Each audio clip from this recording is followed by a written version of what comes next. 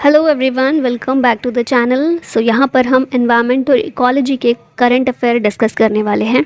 2023 में जो भी न्यूज़ में रहे हैं जनवरी से लेकर अभी तक के, वो सभी देखेंगे। ठीक है, स्टार्ट करते हैं। पहला क्वेश्चन है, Dholpur Karauli tiger reserve is located in which state. तो ये जो टाइगर रिजर्व है राजस्थान का 4th टाइगर रिजर्व है और भारत का 54th टाइगर रिजर्व बनाया गया है। ठीक है, तो याद रखना है भारत में अब कितने टाइगर रिजर्व हैं हमारे पास, 54 हैं। 54th है धौलपुर करौली टाइगर रिजर्व जो कि राजस्थान में है और राजस्थान का ये 5वां है। इससे पहले 4 कौन से हैं राजस्थान में, मुकुंदरा हिल्स, रामगढ़ विषधारी, रणथंभौर और सरिस्का टाइगर रिजर्व। 5वां है Dholpur Karauli. NTCA national tiger conservation authority के द्वारा इसको अप्रूवल दिया गया है as 54th tiger reserve of India. ठीक है, इससे पहले 53rd कौन सा था, रानीपुर टाइगर रिजर्व यूपी का, और रामगढ़ विषधारी जो है राजस्थान का, ये 52nd टाइगर रिजर्व है भारत का।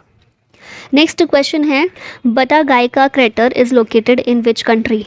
तो ये क्रेटर जो है रशिया में लोकेटेड है, रशिया में देखने को मिलता है। और क्यों इसकी बात हो रही है न्यूज़ में, क्यों है, क्योंकि ये एक्सपैंड कर रहा है। ठीक है, ये अपना विस्तार कर रहा है, expanding at an alarming rate. World का लार्जेस्ट परमाफ्रॉस्ट क्रेटर है ये बटा गायका क्रेटर, रशिया में मौजूद है। अब ये परमाफ्रॉस्ट क्या होता है, क्योंकि ये क्रेटर जो है परमाफ्रॉस्ट क्रेटर है। परमाफ्रॉस्ट होता है सॉइल या फिर under water sediment which remains below 0 degree Celsius at least 2 years. तो ये आप देख रहे हैं ना, कुछ इस तरह ये देखने को मिलता है। When is international tiger day celebrated. International tiger day को 29 जुलाई को हर साल सेलिब्रेट किया जाता है। अब यहाँ पर टाइगर सेंसस की बात कर लेते हैं। 2022 में टाइगर सेंसस रिपोर्ट जारी की गई थी जिसमें बताया गया total number of tigers Bharat में कितने हैं, 3167, 3167, जिसमें सबसे ज़्यादा हैं मध्य प्रदेश में। इसे टाइगर स्टेट के नाम से भी जानते हैं। 785 टाइगर्स MP में है मैक्सिमम टाइगर। फिर सेकंड नंबर पर कर्नाटका में है 563 टाइगर्स। उत्तराखंड में 3rd नंबर पर 560 टाइगर्स हैं। और अगर हम देखें टाइगर रिजर्व के मामले में कि कौन सा ऐसा टाइगर रिजर्व है जहां पर सबसे ज़्यादा टाइगर्स पाए जाते हैं, वो उत्तराखंड का जिम कॉर्बेट टाइगर रिजर्व है। ठीक है, स्टेट के मामले में MP में सबसे ज़्यादा हैं, टाइगर रिजर्व में जिम कॉर्बेट टाइगर रिजर्व में सबसे ज़्यादा हैं। When was project tiger launched. Project tiger को 1 अप्रैल 1973 में लॉन्च किया गया था। अब ईयर तो याद रहता है, 1973 प्रोजेक्ट टाइगर लॉन्च हुआ। प्रोजेक्ट एलिफेंट 1992 में लॉन्च हुआ था। तो ईयर तो सबको याद रहता है, डेट याद रखिएगा, 1 अप्रैल को लॉन्च किया गया था। अभी न्यूज़ में क्यों है, इसलिए है क्योंकि प्रोजेक्ट टाइगर और प्रोजेक्ट एलिफेंट इन दोनों को मर्ज कर दिया गया है। मर्ज इन दैट सेंस कि कहीं ऐसा कोई टाइगर रिजर्व या कोई नेशनल पार्क ऐसा है जहाँ पर टाइगर भी हैं और एलिफेंट भी हैं, तो वहाँ पर प्रोजेक्ट टाइगर भी चलाया जा रहा है, प्रोजेक्ट एलिफेंट भी चलाया जा रहा है और दोनों अलग अलग चलाए जा रहे हैं। तो ऐसी जगहों पर जहाँ एक ही जगह पर दोनों मौजूद हैं, उन जगहों के लिए प्रोजेक्ट टाइगर और प्रोजेक्ट एलिफेंट को मर्ज कर दिया गया है कि अलग अलग कंजर्व क्यों करना, एक ही जगह पर कंजर्व करना है, दोनों को करना है तो एक ही साथ कर लेते हैं, इसीलिए किया गया है। ठीक है, प्रोजेक्ट टाइगर को लॉन्च किया गया था 1 अप्रैल 1973 को Jim Corbett national park Uttarakhand से। एम क्या है, to promote conservation of the tiger. Project elephant को फरवरी 1992 में लॉन्च किया गया था ताकि एशियाटिक एलिफेंट को कंजर्व किया जा सके और उनके नेचुरल हैबिटेट को बचाया जा सके। विच state has a highest number of elephant population in India. तो एलिफेंट पॉपुलेशन की बात करें तो कर्नाटका में सबसे ज़्यादा है। एलिफेंट रिजर्व कहाँ पर हैं, तो वो असम में सबसे ज़्यादा हैं। ठीक है, दोनों चीज़ों को याद रखिएगा। Asian elephant population and demography 2023 ये रिपोर्ट जारी हुई थी। इसके अकॉर्डिंग बताया गया है कि highest number of elephants Karnataka में देखने को मिलते हैं 6395। उसके बाद सेकेंड नंबर पर आता है बांदीपुर टाइगर रिजर्व जहां पर मैक्सिमम एलिफेंट्स देखने को मिलते हैं 1116। ठीक है, और एलिफेंट रिजर्व की तो मैंने बात की ही, असम में है। Mukurthi national park is located in which state. Mukurthi national park Tamil Nadu में है। इसकी बात हम क्यों कर रहे हैं अभी, मुकुर्ती नेशनल पार्क तमिलनाडु में है और तमिलनाडु फॉरेस्ट डिपार्टमेंट ने एक स्टेप लिया है टू कर्ब पोचिंग। पोचिंग क्या होता है, इलीगल ट्रैफिकिंग जो होती है ना जानवरों की, उसी को पोचिंग बोला जाता है। तो इसको पोचिंग को ख़त्म करने के लिए स्टेप्स लिए हैं तमिलनाडु फॉरेस्ट डिपार्टमेंट ने। मुकुर्ती नेशनल पार्क की बात करें तो western corner of Nilgiri plateau western Ghats में ये मौजूद है। It is the part of Nilgiri biosphere reserve और नीलगिरी ताहर के लिए मुकुर्ती नेशनल पार्क फेमस है। Ramgarh Vishdhari tiger reserve is located in which country, नहीं स्टेट होगा। ठीक है, इसको ठीक करके स्टेट कर लीजिएगा। तो हमने देखा ये रामगढ़ विषधारी राजस्थान का है और पहली बार ऐसा हुआ है कि 3 कब्स का जन्म यहाँ पर हुआ है, ठीक है, इसीलिए न्यूज़ में था। Recently which river declared as a non perennial river. ये नॉन पेरेनियल रिवर कौन सी होती है? ऐसी रिवर जो कि थ्रू आउट द ईयर नहीं बहती है, ठीक है, पूरे साल नहीं बहती, सीजनल जिसको बोलते हैं ना, उस तरह की होती है कि जब बारिश का मौसम है उस टाइम पर वो फ्लो करती हैं, उसके बाद वो सूख जाती हैं। ऐसी रिवर्स को बोलते हैं नॉन पेरेनियल रिवर। और ये रिवर गोमती डिक्लेयर की गई है उत्तर प्रदेश गवर्नमेंट के इरिगेशन डिपार्टमेंट के द्वारा, और ये तो मैंने बता ही दिया है। When is world environment day observed every year? World environment day 5 जून को हर साल सेलिब्रेट किया जाता है। थीम इंपॉर्टेंट है, सोल्यूशंस टू प्लास्टिक पोल्यूशन इसकी थीम है। एस्टेब्लिश हुआ था ये दिन यूएन जनरल असेंबली के द्वारा 1972 में, यानी कि 1972 से हमने 5 जून को वर्ल्ड एनवायरनमेंट डे के रूप में सेलिब्रेट करना स्टार्ट किया है। थीम याद रखिएगा, ये काफ़ी इंपॉर्टेंट है। Who has launched Aravalli green wall project? तो इस प्रोजेक्ट को हमारे जो एनवायरनमेंट और फॉरेस्ट मिनिस्टर हैं भूपेंद्र यादव, उनके द्वारा लॉन्च किया गया है, ठीक है। Aravalli green wall project inaugurated by Bhupender Yadav, हमारे फॉरेस्ट मिनिस्टर हैं। एम क्या है इस ग्रीन वॉल प्रोजेक्ट का? आप पिक्चर में भी यहाँ पर देख रहे होंगे। इसका एम है to create 1400 kilometre long and 5 kilometre wide green belt. कहाँ पर? Around Aravalli mountain range. ये जो आप देख रहे हैं अरावली माउंटेन रेंज है। अब इसी के अराउंड हमें ये ग्रीन बेल्ट क्रिएट करनी है। It will help to combat desertification and to restore degraded land. Aravalli range जो है कहाँ से कहाँ तक जाती है, तो आप यहाँ मैप में भी देख रहे हैं, थोड़ा आइडिया लग रहा होगा। गुजरात, राजस्थान, हरियाणा और दिल्ली, इन 4 राज्यों से होकर ये गुजरती है। ओल्डेस्ट फोल्ड माउंटेन है धरती पर, ठीक है, सिर्फ भारत पर नहीं, धरती पर ओल्डेस्ट फोल्ड माउंटेन्स हैं। और इसकी हाईएस्ट पीक है गुरु शिखर माउंट आबू। गुरु शिखर पर्वत पर माउंट आबू जो है वो इसकी हाईएस्ट पीक है। और यहाँ आप देख रहे हैं पोरबंदर से शुरुआत होती है इसकी और पानीपत पर जाकर ख़त्म होता है, ठीक है। एक कोना पानीपत और दूसरा Porbandar. Eravikulam national park is located in which state? तो ये नेशनल पार्क लोकेटेड है केरला में, ऑप्शन सी यहाँ पर करेक्ट है। वेस्टर्न घाट में है ये। न्यूज़ में इसलिए है क्योंकि रिसेंटली फर्न पार्क यहाँ पर स्टेब्लिश किया गया। आप यहाँ पिक्चर में भी देख रहे होंगे फर्न पार्क, फर्नेरियम यहाँ पर स्टेब्लिश हुआ है, ठीक है। फर्न्स क्या होते हैं? तो ये ऐसे प्लांट्स हैं जिनमें कोई फूल नहीं होता है और हेल्दी फॉरेस्ट का एक इंडिकेटर होते हैं ये। नेक्स्ट क्वेश्चन है, India's first dugong conservation reserve will be built in which state? तो इंडिया का पहला डुगोंग कंजर्वेशन रिजर्व इसको तमिलनाडु में बनाया जाएगा, ऑप्शन ए करेक्ट है। पाक बे तमिलनाडु में। डुगोंग के बारे में देखें तो ये शाकाहारी होती हैं, हर्बीवोरस होती हैं और मैमल होती है, ठीक है। सी काओ भी इसको बोलते हैं, और काओ तो वैसे भी हर्बीवोरस है, तो सी काओ बोलते हैं, मरीन मैमल है, शाकाहारी है, हर्बीवोरस है। कहाँ पाई जाती हैं? Gulf of Mannar, Palk Bay, Gulf of Kutch, Andaman Nicobar island. और इंडिया में वाइल्ड लाइफ प्रोटेक्शन एक्ट जो WPA एक्ट है हमारा 1972 का, उसके तहत ये शेड्यूल 1 में शामिल है। शेड्यूल 1 में शामिल है, इसका मतलब प्रोटेक्टेड है, ठीक है, इसका शिकार नहीं किया जा सकता। और ये लोकेशन है, आप देख लीजिए, यहाँ पर पाक बे है जहाँ पर ये रिज़र्व को हमें बनाना है, ठीक है। Who has launched international big cat alliance? International big cat alliance दुनिया में जो 7 मेजर बिग कैट्स हैं उनके कंजर्वेशन के लिए इसको इस्टेब्लिश किया गया है। भारत ने ही इसकी शुरुआत की है। लॉन्च किसने किया है? Indian prime minister Narendra Modi ने, ठीक है। तो ऑप्शन ए यहाँ पर करेक्ट होगा, international big cat alliance for conservation of 7 big cats. ये 7 बिग कैट्स कौन सी हैं? Tiger, lion, leopard, snow leopard, cheetah, jaguar और प्यूमा, ठीक है। ये 7 बिग कैट्स हैं जिनका कंजर्वेशन हमें करना है। जिस तरह से प्रोजेक्ट टाइगर चलाया था, जिस तरह से प्रोजेक्ट एलिफेंट चलाया था, उसी तरह से ये भी एक इंटरनेशनल अलायंस बनाया गया है। मेंबर कंट्रीज़ इसमें जो ये 7 बिग कैट्स हैं ना, इनके रेंज वाली 97 कंट्रीज़ इसमें शामिल हैं, और बाहर से भी कोई और कंट्री भी अगर शामिल होना चाहती है तो उसके लिए भी मेंबरशिप अलाउड है। 12 new cheetahs has been introduced in India from which country? तो 12 चीता आए थे भारत में साउथ अफ्रीका से। इससे पहले नामीबिया से 8 चीता आए थे, और सारे चीताज को रखा गया है कूनो नेशनल पार्क में, ठीक है, अंडर फर्स्ट चीता रिहेबिलिटेशन प्रोजेक्ट। नेक्स्ट है फीमेल चीता Sasha found dead eight which national park recently? तो सारे चीता कहाँ रखे गए हैं? कूनो नेशनल पार्क MP में है ना, तो वहीं पर इसकी डेथ भी होगी, ऑब्वियस सी बात है। ये जो साशा चीता है जिसकी डेथ हुई है, इसको नामीबिया से लेकर आया गया था, ठीक है। नेक्स्ट है cyclone Biparjoy named by which of the following country. तो साइक्लोन बिपरजॉय का नाम दिया गया है बांग्लादेश के द्वारा। ऑप्शन बी यहाँ पर करेक्ट है। Cyclone Biparjoy powerful tropical cyclone है, फॉर्म हुआ था अरेबियन सी में और इंडिया और पाकिस्तान को इसने अफेक्ट किया था। नाम इसको दिया है बांग्लादेश ने। अब यहाँ पर कुछ साइक्लोन्स हैं जिनके नाम कौन सी कंट्री ने दिए हैं ये मेंशन किया गया है। तो साइक्लोन जवाद जो है सऊदी अरबिया के द्वारा दिया गया था।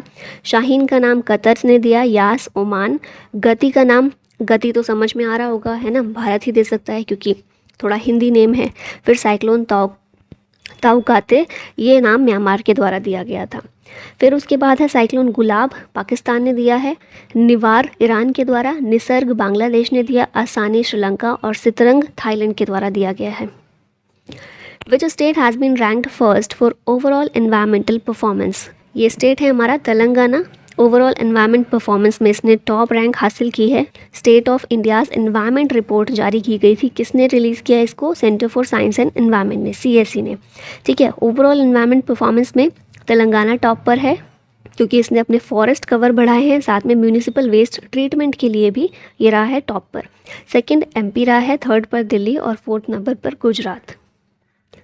विच state declared Thanthai Periyar wild life sanctuary as the 18th wild life sanctuary. तो ये जो है Thanthai Periyar wild life sanctuary Tamil Nadu की है।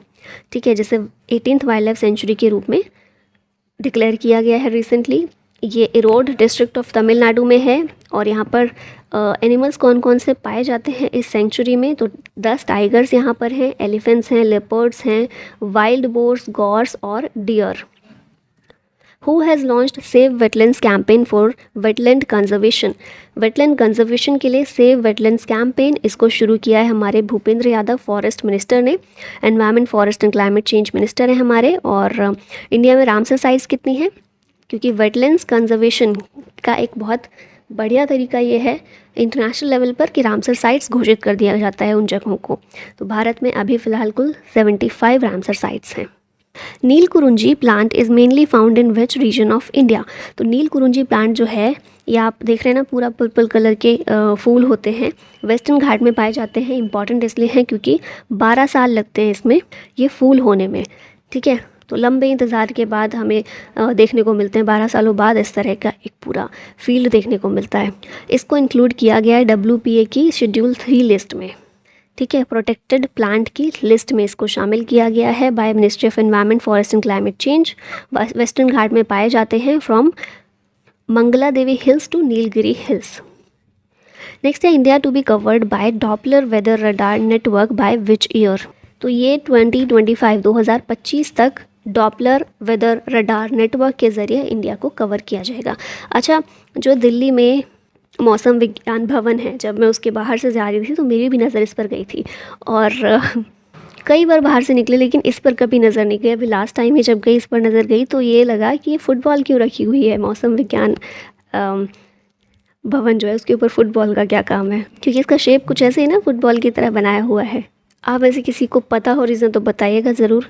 अब बात कर लेते हैं क्वेश्चन की। डॉपलर वेदर रडार नेटवर्क ये क्या काम करेगा? एक्सट्रीम वेदर इवेंट्स को प्रिडिक्ट करेगा। ठीक है, ministry of earth and sciences के द्वारा इसको अनाउंस किया गया। मिनिस्टर कौन है? जितेंद्र सिंह। नेक्स्ट है how many Himalayan medicinal plants have included in IUCN red list. तो 3 हिमालयन मेडिसिनल प्लांट्स हैं जिनको इस लिस्ट में शामिल किया गया है, थ्रेटेंड स्पीशीज़ की लिस्ट में। ठीक है, कौन से हैं ये? मीजोट्रोपिस पेलिटा, फिर है फ्रिटिलोरिया सिरोसा और डेक्टाइलोरिजा हेटागिरिया। तो ये 3 प्लांट्स हैं, साइंटिफिक नेम्स हैं ये तीनों के। 3 हिमालयन मेडिसिनल प्लांट्स हैं तीनों जिनको थ्रेटेंड स्पीशीज़ की लिस्ट में शामिल किया गया है। Who became second Indian to join COP28 advisory committee to address climate crisis. तो ये पिक्चर में आप इनको देख रहे हैं, कौन है? मुकेश अंबानी हैं जो इस एडवाइजरी कमेटी में शामिल हुए हैं COP28 की। COP मतलब होता है कॉन्फ्रेंस ऑफ पार्टीज़। UAE इसको होस्ट करने वाला है और इसमें क्लाइमेट क्राइसिस को एड्रेस करने के लिए एडवाइजरी कमेटी जो बनी है उसमें ज्वाइन करने वाले सेकेंड इंडियन हैं। Cyclone Mandous named by which of the following country. तो ये साइक्लोन जो है इसको नाम दिया है UAE ने। बे ऑफ बंगाल में ये फॉर्म हुआ था और इससे तमिलनाडु, आंध्र प्रदेश, श्रीलंका ये सभी अफेक्ट हुए हैं। Centre approved Terai elephant reserve in which state और यूटी? तो तराई एलिफेंट रिजर्व है उत्तर प्रदेश में, ऑप्शन सी करेक्ट है। Ministry of forest and environment के द्वारा अप्रूवल ये दिया गया है। 3049 स्क्वायर किलोमीटर पर ये स्थित है, including Dudhwa tiger reserve and Pilibhit tiger reserve, ये दोनों भी इस एलिफेंट रिजर्व के अंदर आ जाते हैं। Anamalai tiger reserve of which state launched jumbo trails recently? इसका आंसर होगा तमिलनाडु। ठीक है, तमिलनाडु में अन्नामलाई टाइगर रिजर्व, यहाँ पर जंबो ट्रेल्स को लॉन्च किया गया है। एम क्या है इसको लॉन्च करने का? To educate visitors about elephant, the flora fauna of Annamalai tiger reserve. Next है which country hosted COP27 international climate conference? COP28 कौन करने वाला है? UAE। COP27 किया था इजिप्ट ने। ठीक है, इंडिया से भूपेंद्र यादव हमारे एनवायरनमेंट मिनिस्टर ने इसमें पार्टिसिपेट किया था। अब यहाँ पर कुछ की फाइंडिंग्स देख लेते हैं COP27 की। 2022 में जो हुआ था United Nations climate change conference, नवंबर 2022 में हुआ था शर्म अल शेख इजिप्ट में। पार्टिसिपेंट कौन थे? UNFCCC के member countries. UNFCCC UN framework convention on climate change, इसकी जितने भी मेंबर कंट्रीज़ हैं वो सब पार्टिसिपेट करती हैं इसमें। ठीक है, आउटकम्स क्या निकले थे? तो इसने लॉस एंड डैमेज फंड को स्टेब्लिश करने की बात की थी, ताकि जितने भी डैमेजेस होते हैं क्लाइमेट लिंक डिज़ास्टर की वजह से, उससे मोस्ट वल्नरेबल कंट्रीज़ को कंपनसेट किया जा सके, ऐसी कंट्रीज़ जो नहीं झेल सकती हैं उनको। ठीक है, और दूसरी एक इम्पॉर्टेंट चीज़ हुई थी इसमें अवेयर मतलब action on water adaptation and resilience initiative, water security को एड्रेस करने के लिए अवेयर को भी लॉन्च किया गया था। इसके बाद हम देखें तो एक इम्पॉर्टेंट चीज़ है, in our life time campaign launch किया इंडिया और UNDP ने मिलकर। Global shield climate fund G7 के द्वारा लॉन्च किया गया था COP27 में, और mangrove alliance for climate MAC को लॉन्च किया गया UAE और इंडोनेशिया के द्वारा। ठीक है, इसमें इंडिया भी एक मेंबर है। फिर इंडिया के अलावा श्रीलंका, ऑस्ट्रेलिया, जापान, स्पेन, ये सारी कंट्रीज़ भी इसकी मेंबर हैं। नेक्स्ट क्वेश्चन है global shield climate fund has been launched by. तो पीछे ही हमने देखा है, आपको याद होगा, ध्यान से देखा होगा तो G7 के द्वारा ये क्लाइमेट फंड को लॉन्च किया गया था COP27 में। एम क्या है? To provide funding to countries suffering from climate disaster. अब G7 की बात हुई है तो यहाँ देख लेते हैं ग्रुप ऑफ 7। 1975 में इसकी स्थापना हुई थी। 7 member countries plus European union भी इसमें शामिल है। ये 7 कंट्रीज़ कौन सी हैं? Japan, USA, Italy, Canada, England, Germany और फ्रांस। इसको आप जूस GF के ज़रिए भी याद कर सकते हैं। जूस विद GF ग्रैंडफादर है, गर्लफ्रेंड नहीं। फिर यहाँ पर हम G7 समिट की बात करें तो 47th G7 समिट 2021 में जो हुई थी UK में, 48th 2022 में जर्मनी में हुई। अब 49th जो है 2023 में जापान में वो होगी। How many countries have joined together to form the ambition on melting ice on sea level rise and mountain water resources group? बहुत लंबा नाम है इस ग्रुप का, क्या नाम है फिर से पढ़ते हैं? Ambition on melting ice on sea level rise and mountain water resources group. इस ग्रुप में कितनी कंट्रीज़ शामिल हुई हैं? तो 18 कंट्रीज़ इसमें शामिल हुई हैं। ठीक है, ऑप्शन बी करेक्ट है। अब आप नाम पढ़िए इसका। 18 कंट्रीज़ शामिल हुई हैं COP27 में। आइसलैंड और चिली, ये जो 2 कंट्री हैं, इनके द्वारा इसको लीड किया जाता है। एम क्या है? To ensure impacts of cryosphere loss. Cryosphere क्या है? अर्थ का फ्रोजन पार्ट जो है ना, उसको क्रायोस्फेयर कहते हैं। जैसे हमारा आर्कटिक और अंटार्कटिक रीजन है पूरा। ठीक है, अब इसमें कौन कौन सी चीज़ें शामिल की जाती हैं? तो snow and ice on land, इसको भी इसमें शामिल किया जाता है। ग्लेशियर्स इसमें शामिल है। सी आइस जो है वो भी इसमें शामिल है। Lake and river ice, icebergs, मतलब पूरी जितनी भी आइस है ना हमारे अर्थ पर, फ्रोज़न पार्ट जितना भी है, वो सब कुछ इसमें शामिल किया जाता है, फ्रिज की आइस को छोड़कर। और ये इफेक्ट तो आपको पता ही होगा, NCERT में पढ़ा है हमने स्कूल में। 70% अर्थ का फ्रेश वाटर जो है वो स्नो और आइस के रूप में ही मौजूद है, इसलिए पीने के लिए बहुत कम पानी रहता है लिक्विड फॉर्म में। नेक्स्ट क्वेश्चन है how many new countries sign up for global offshore wind alliance at COP27? तो 9 कंट्रीज़ हैं जिन्होंने ग्लोबल ऑफशोर विंड अलायंस को COP27 के दौरान साइन किया है। ठीक है, global offshore wind alliance setup by IRENA क्या है? International renewable energy agency, Denmark में है। 9 कंट्रीज़ कौन सी हैं जिन्होंने इसको साइन किया है? USA, UK, Japan, Belgium, Colombia, Germany, Ireland, Netherlands, Norway. Objective है इसका to boost offshore wind power. Offshore wind capacity will need to exceed 2000 gigawatt by 2050 to achieve net 0।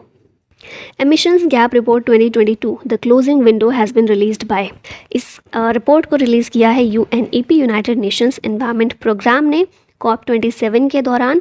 इस रिपोर्ट में कहा गया है कि इंडिया का पर कैपिटा GHG एमिशन कितना है, 2.4 टन CO2 इक्विवेलेंट, ठीक है। फिर वर्ल्ड का एवरेज है 6.3 टन CO2 इक्विवेलेंट, जो कि इंडिया से बहुत ज़्यादा है। टॉप कंट्रीज़ कौन सी हैं पर कैपिटा GHG एमिशन में, तो ये हैं USA और रशिया। USA का 14 है, रशिया का 13 है, तो इनका सोचिए कितना ज़्यादा है। इंडिया का है सिर्फ 2.4, लेकिन ये भी बहुत ज़्यादा ही है जिसको हम और कम करने की कोशिश कर रहे हैं। पर हाँ, USA और रशिया जैसी डेवलप्ड कंट्रीज़ को तो बहुत ज़्यादा कम करने की ज़रूरत है। Which country announced mangrove alliance for climate initiative, तो ये हमने देखा था। इंडोनेशिया और UAE दोनों ने मिलकर mangrove alliance for climate initiative को लॉन्च किया है। भारत भी इसमें शामिल है। भारत के अलावा श्रीलंका, ऑस्ट्रेलिया, जापान, स्पेन ये सब शामिल हैं। एम है इसका to create awareness on the role of mangroves in curbing global warming. और भारत में हम देखें लार्जेस्ट मैनग्रोव फॉरेस्ट कहाँ पर देखने को मिलते हैं, वेस्ट बंगाल और गुजरात में। अब हम आ गए हैं वीडियो के एंड पर और ये क्वेश्चन है आप लोगों के लिए, who has launched Aravalli green wall project. Options हैं PM मोदी, राजनाथ सिंह, अमित शाह या फिर भूपेंद्र यादव। आंसर कीजिएगा इसका कमेंट बॉक्स में। और इसी के साथ फाइनली वीडियो का होता है and. Thank you so much for watching. जय हिंद।